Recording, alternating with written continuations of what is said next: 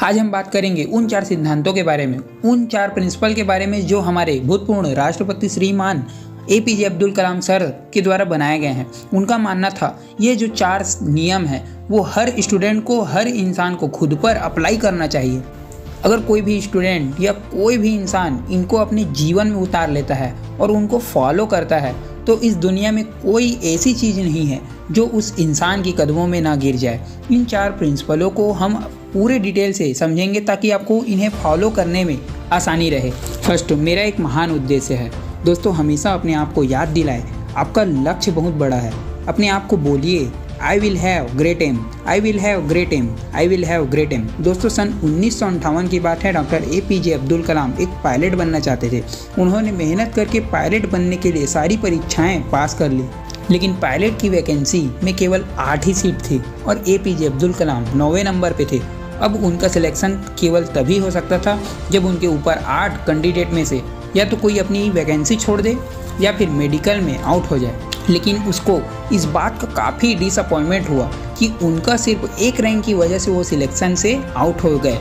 लेकिन उन्होंने ये स्वीकार किया कि it was a disappointment for me but disappointment call not defied me, यानी कि मैं निराश जरूर हुआ था लेकिन निराशा कभी मुझे हरा नहीं सकती। उन्होंने ठान लिया था कि भले ही पायलट बन के एयरक्राफ्ट ना उड़ा लूँ, लेकिन एक इंजीनियर बन के, एक साइंटिस्ट बन के मैं एयरक्राफ्ट जरूर बना सकता हूँ, मिसाइल बना सकता हूँ, रॉकेट बना सकता हूँ। और दोस्तों, ये तो किसी ने नहीं पता कि अगर doctor APJ Abdul Kalam pilot बनते तो वो कहाँ तक पहुँच पाते। लेकिन उन्होंने इस बात को जरूर साबित किया कि अगर वो पायलट नहीं बन पाए तो उन्होंने रॉकेट और मिसाइल जरूर बना लिया। और भले ही वो इंडिया एयरक्राफ्ट के पायलट नहीं बन पाए लेकिन राष्ट्रपति जरूर बने, जो कि तीनों सेनाओं के कमांडर इन चीफ होते हैं और तीनों सेनाओं में आर्मी, नेवी और एयरफोर्स भी होती है।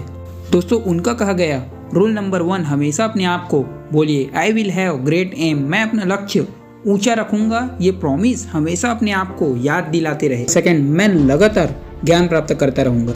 दोस्तों, यह रूल कहता है कि I will consistently acquired knowledge, यानी कि मैं हमेशा लगातार ज्ञान हासिल करता रहूंगा। अब उनके इस दूसरे रूल को उन्हीं के जीवन से समझते हैं। पर APJ अब्दुल कलाम को मिसाइल मैन के नाम से भी जाना जाता है। वो एक इंजीनियर थे, एक वैज्ञानिक थे। उन्होंने बहुत सारे मिशन को लीड किया और सक्सेसफुल है।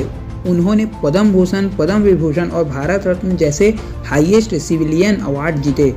वो भारत के 11वें राष्ट्रपति बने। लेकिन इसके बावजूद भी उन्होंने ये माना कि वो अपने आप को एक टीचर समझते थे, वो अपने आप को एक अध्यापक समझते थे और उनका सबसे ज़्यादा खुशी तब मिलती थी जब उनका कोई स्टूडेंट PhD पूरी कर लेता है। यानी कि उनके लाइफ में अगर सबसे ज़्यादा ज़रूरत की कोई भी चीज़ थी तो वो एजुकेशन, नॉलेज। उनका मानना था कि एजुकेशन के लिए, यानी कि ज्ञान के लिए जो सबसे अच्छा समय होता है वो होता है स्टूडेंट लाइफ। और किसी भी इंसान के सक्सेस के पीछे उसके एजुकेशन का, उसके नॉलेज का सबसे बड़ा हाथ होता है। ये मानना था कि अगर एक स्टूडेंट का सबसे बड़ा प्राइमरी कोई जॉब है तो वो है अच्छी शिक्षा ग्रहण करना। एक विद्यार्थी की एजुकेशन के अलावा किसी दूसरे चीज़ की बारे में नहीं सोचना चाहिए। अगर एक स्टूडेंट एजुकेशन के अलावा कुछ और करना चाहता है तो वो वीकेंड्स में किसी हॉस्पिटल के बाहर गरीब लोगों के प्रति अपनी संवेदना व्यक्त कर सकता है, उन्हें खाना दे सकता है, उन्हें खुशी दे सकता है, पेड़ पौधे लगा सकता है,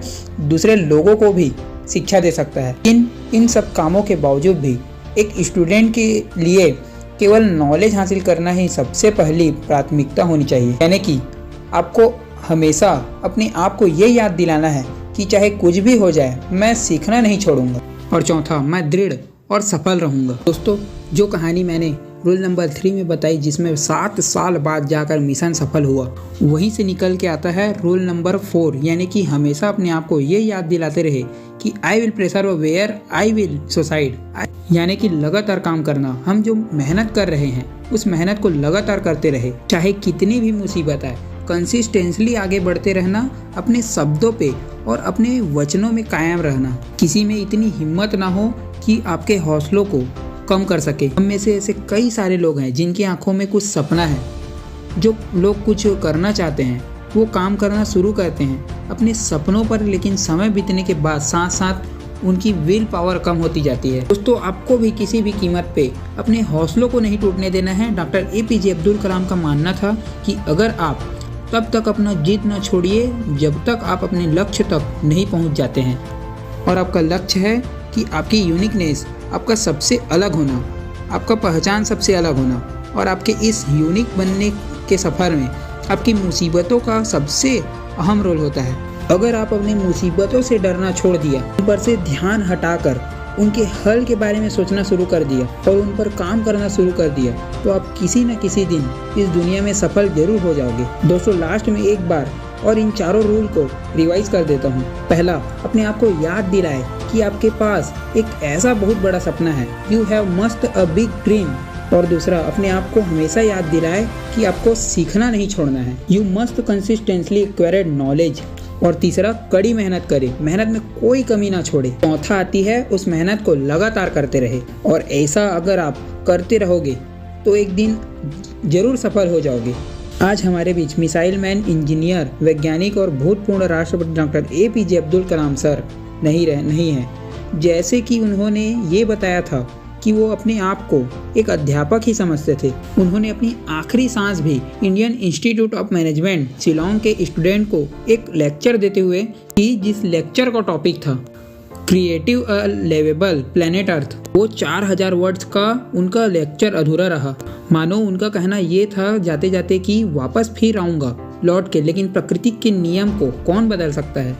आइए आज हम शपथ लें कि जो रास्ता हमारे doctor APJ Abdul Kalam sir ने हमें दिखाया, उस पर हम लगातार आगे बढ़ते रहे और अपने वचनों पे कायम रहे, और अनंत समय तक doctor APJ Abdul Kalam sir को हमारे खुद के अंदर जीत रखे और पूरी दुनिया को दिखाएं कि हिंदुस्तान से बेहतर कोई दूसरा देश नहीं हो सकता। तब पूरी रफ्तार के साथ पीछा करते रहिए और दुनिया में खुद के साथ साथ दुनिया में देश का भी नाम कीजिए। जय हिंद, वंदे मातरम।